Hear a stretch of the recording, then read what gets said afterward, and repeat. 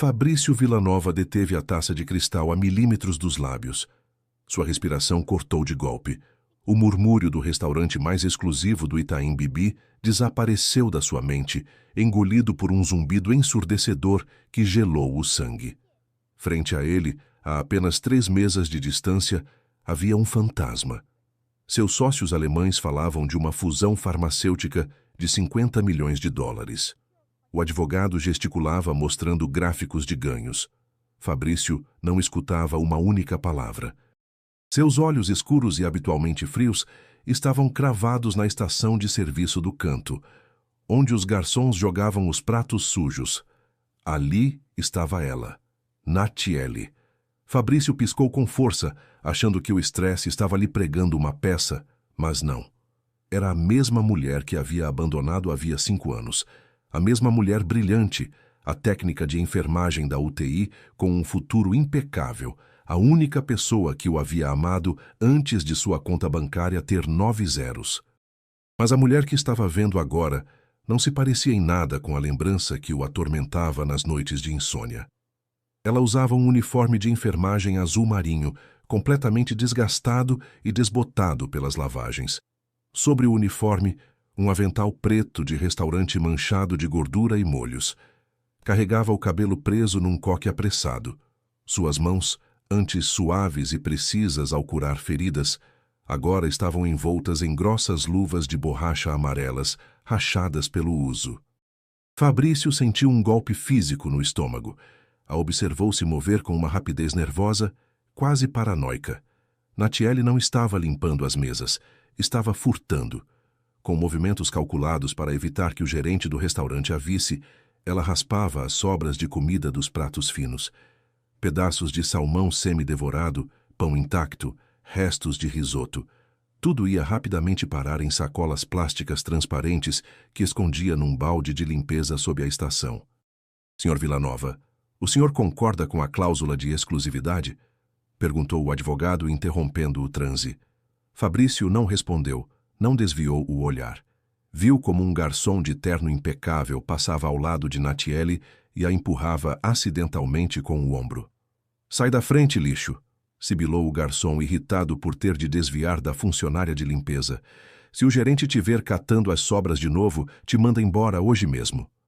O magnata, acostumado a destruir empresas rivais com uma única ligação, sentiu que o ar lhe faltava. Esperou que Natiele se levantasse, que mostrasse aquela fúria indomável que sempre a havia caracterizado. Esperou que ela gritasse, que se defendesse. Ela não o fez. Natiele baixou a cabeça. Seus ombros se encolheram, submissos, derrotados. Murmurou um pedido de desculpa inaudível. Aferrou com força a sacola plástica cheia de sobras e continuou limpando a mesa com um pano sujo. Aquela imagem quebrou algo dentro de Fabrício. A culpa que havia enterrado sob camadas de ternos sob medida, carros blindados e mansões de mármore, explodiu de uma vez. Senhor Villanova, insistiu o sócio alemão, visivelmente contrariado pela falta de atenção. Fabrício soltou a taça de cristal. Ela bateu na mesa, derramando vinho tinto sobre os documentos milionários. O líquido escuro se expandiu como sangue sobre o papel.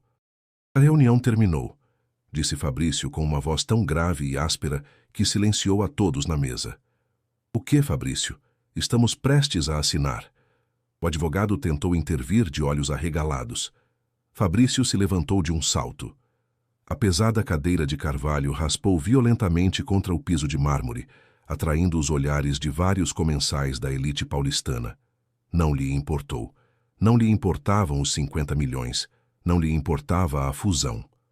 Deu um passo em direção à estação de serviço. Precisava falar com ela. Precisava entender como a mulher mais inteligente que conhecia havia terminado mendigando as migalhas dos ricos. Mas justo quando ia cruzar o salão, as portas duplas da cozinha se abriram de golpe. O gerente do restaurante apareceu agarrando Natiele pelo braço com violência. Te disse que não queria te ver no salão com essa roupa suja, sussurrou o gerente em voz baixa, carregada de veneno. Pelo corredor dos fundos. Leva seu lixo por trás. Natiele não resistiu.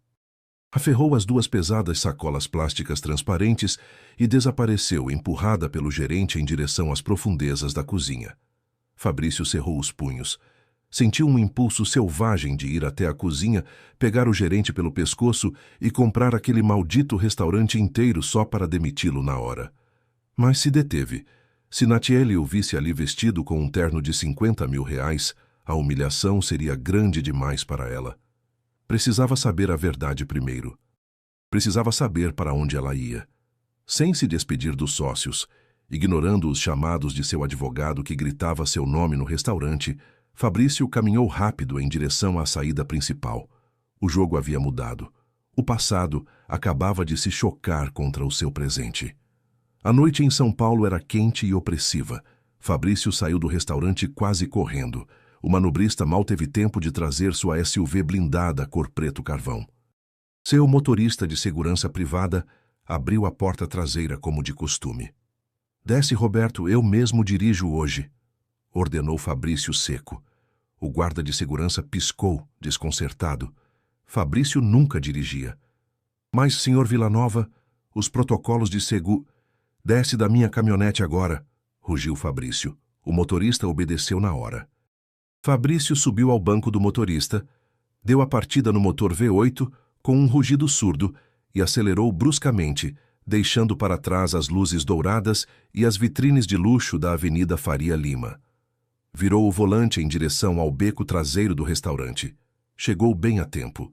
Sob a luz piscante de um poste quebrado, viu Natiele sair pela porta de serviço. Caminhava rápido, curvada pelo peso das duas sacolas plásticas grandes que carregava. Não levava bolsa nem casaco, apenas aquele uniforme desgastado e um tênis rasgado que batia contra o asfalto molhado. Fabrício apagou os faróis da caminhonete. A uma distância prudente de 50 metros, começou a segui-la. O trajeto foi uma tortura silenciosa. Natiele caminhou 5 quarteirões até chegar a um ponto de ônibus enferrujado e vandalizado. Fabrício parou a caminhonete na esquina, oculto nas sombras.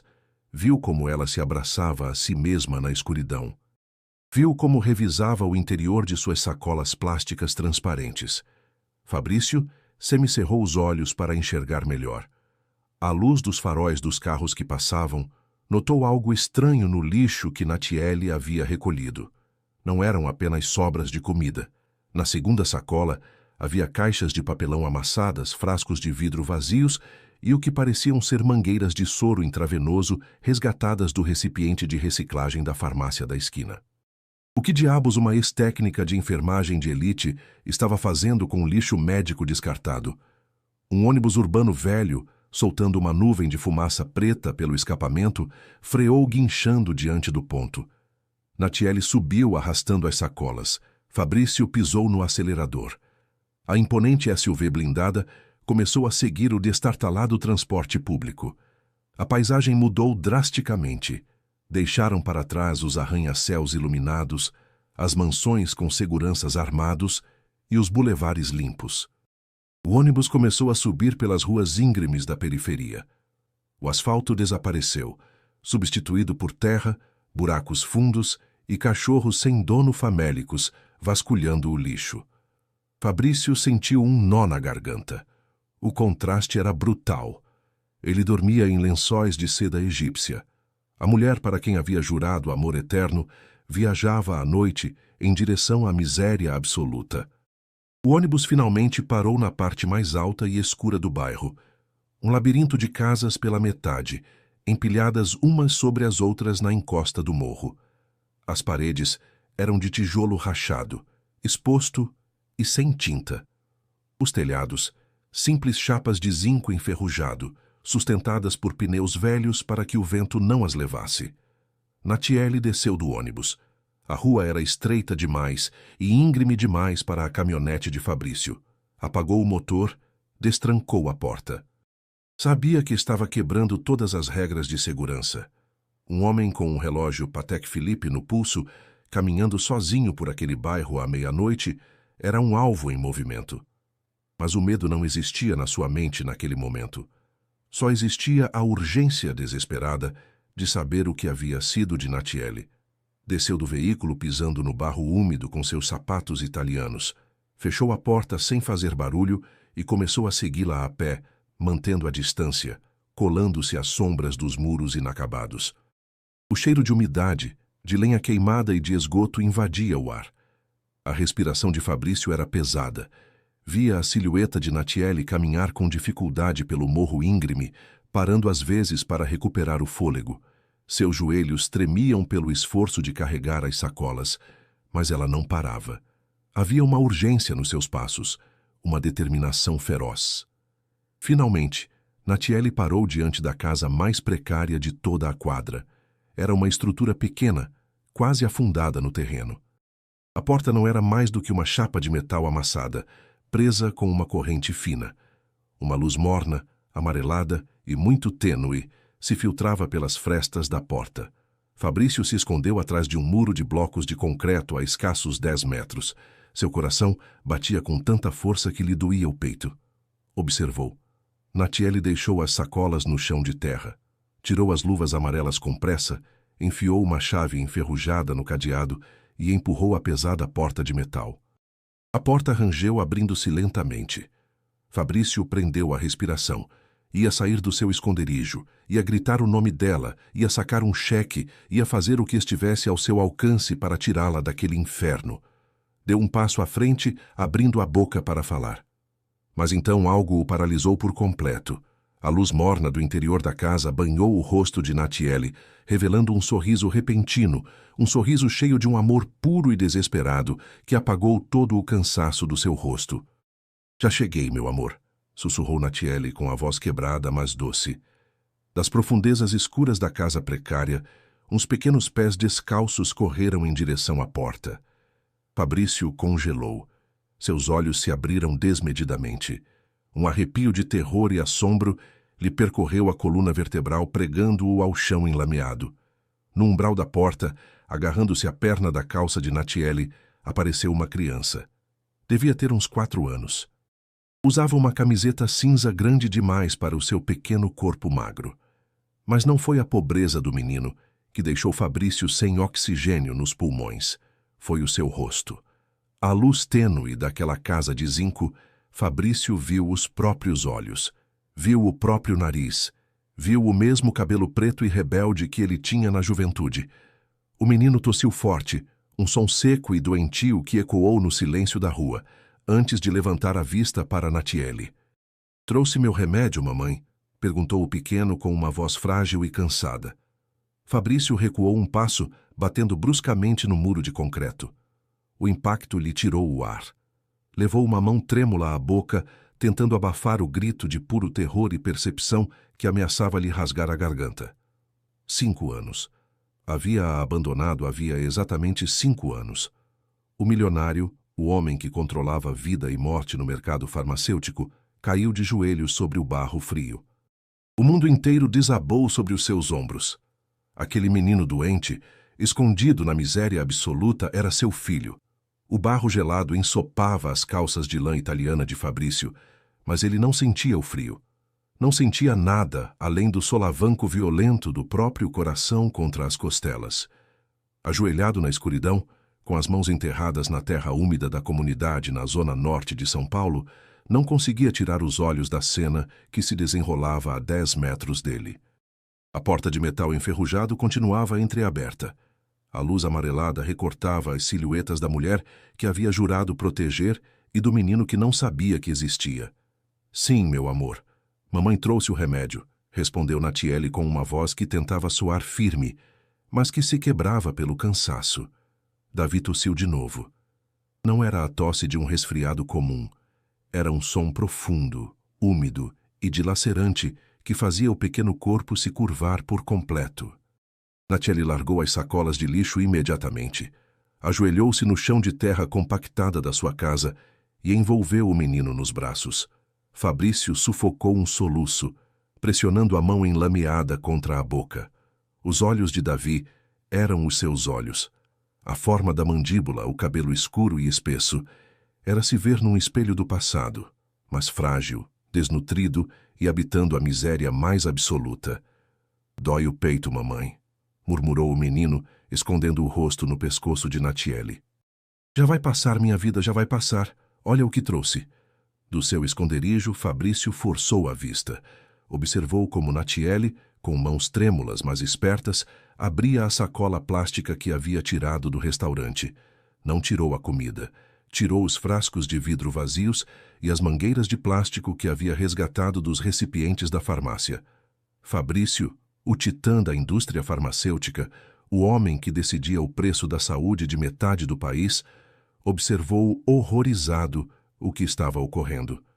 Natiele levou os frascos a uma pequena mesa de madeira capenga, tirou uma garrafa de álcool, seringas novas que havia comprado com suas poucas gorjetas, e começou a lavar e esterilizar as mangueiras usadas com uma precisão clínica. Em seguida, pegou 3 frascos que pareciam vazios. Com uma agulha fina, extraiu as últimas gotinhas residuais de cada um deles, reunindo a duras penas 1 mililitro de líquido transparente na seringa principal. Fabrício reconheceu o rótulo dos frascos, mesmo à distância. Era Pulmovita B, um medicamento pediátrico de última geração para afecções respiratórias severas. Um medicamento que a própria empresa dele fabricava. Um medicamento cujo preço ele mesmo havia triplicado no ano passado para maximizar as margens de lucro antes da fusão alemã. Um tratamento que custava mais de R$50 mil por mês. Natiele, uma técnica de enfermagem brilhante e com honrarias, estava arriscando a própria liberdade, vasculhando o lixo biológico para extrair as sobras das ampolas descartadas pelos ricos, só para manter vivo o filho dela, o filho de Fabrício. "Vem, senta aqui, campeão", disse ela, preparando um nebulizador caseiro improvisado conectado à seringa. O menino obedeceu sem reclamar, acostumado à rotina. Enquanto a máquina velha começava a zumbir, bombeando o medicamento resgatado para os pulmões de Davi, Natiele se deixou cair contra a parede de tijolo sem tinta. Fechou os olhos e, pela primeira vez em toda a noite, deixou escapar uma lágrima solitária que escorregou pela bochecha suja. Fabrício quis gritar, quis se levantar, chutar aquela porta de zinco, sacar o talão de cheques e comprar o hospital inteiro naquela mesma noite. Quis abraçar aquele menino e pedir perdão a ela até ficar sem voz. Apoiou-se no muro de concreto, pronto para sair das sombras, mas se deteve. O que ia dizer? "Oi, Natiele. Lamento ter te deixado pela herdeira de um império há 5 anos, quando me disseste que precisava falar comigo de algo urgente." Ia irromper na casa dela vestido com um terno que custava mais do que ela ganharia em 5 anos limpando mesas. Ela fugiria, ou pior, o chutaria para fora com razão. Fabrício recuou um passo para a escuridão. A porta de metal se fechou lentamente por dentro, com um rangido metálico, cortando o raio de luz e deixando-o sozinho na fria e úmida penumbra da rua. Precisava agir, mas precisava fazer isso com inteligência. A miséria de Natiele não fazia sentido. Ela era a melhor técnica de enfermagem da sua geração. Era requisitada pelos melhores hospitais privados. Limpar sobras num restaurante não era apenas fruto do azar. Era uma impossibilidade estatística. Alguém a havia destruído, e Fabrício ia descobrir quem. Caminhou de volta para a SUV blindada. Seus sapatos italianos estavam arruinados, o terno manchado de barro, mas sua mente trabalhava a uma velocidade letal. Ligou o motor V8. O rugido rompeu o silêncio da madrugada. Tirou o celular satelital do compartimento e marcou um número criptografado. Tocou 2 vezes. "Pois não, Sr. Villanova." A voz do outro lado era áspera, profissional e sem rastro de sono, apesar de serem 3 da manhã. "Donato, preciso de tudo. Absolutamente tudo." "Sobre quem, senhor?"